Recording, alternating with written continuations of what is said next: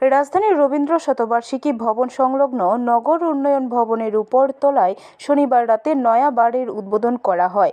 বাড়ির উদ্বোধন উপলক্ষে আগে থেকে প্রদান করা হয় বাড়ি প্রবেশের জন্য পাস। অনেকে সেই পাস সংগ্রহ করেন। বাড়ি আসা এক ব্যক্তি জানান, ওনার কাছে পাস থাকা সত্ত্বেও বাড়ি প্রবেশ করতে দেওয়া হয়নি। তিনি বাড়ি প্রবেশ করতে চাইলে স্পষ্ট জানিয়ে দেওয়া হয়, একা বাড়ি প্রবেশ করতে পারবেন না, মেয়ে বন্ধুকে সাথে নিয়ে আসলে তবেই তিনি বাড়ি প্রবেশ করতে পারবেন।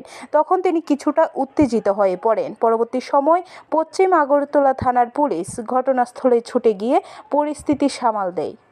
আমি ঢুকতে দেখি এনে আমার কয় কাপড় লাগছে, কাপেল টাকা বলে এলাও নাই, এটা ত্রিপুরা পরিবেশ আমি বুঝতে পারলাম না। তারা কয় মেয়ে লাগবো লোকে, মেয়ে ছাড়া আমি বুঝতে পারতাম।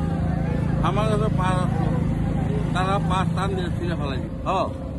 আমি পাস নিয়েছি, আমি ঢুকতে গেছি, সে তো কিছু জানি না, কইল সন্ধ্যা 7টার থেকে এন্ট্রি, তারপরে তারা কয়টায় শেষ করবো এটা জানি না, কিন্তু কাপের লাগবো।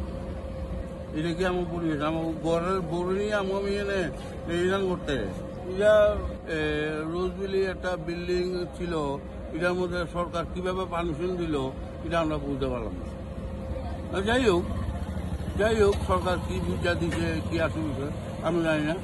ব্যুরো রিপোর্ট, খবর ত্রিপুরা।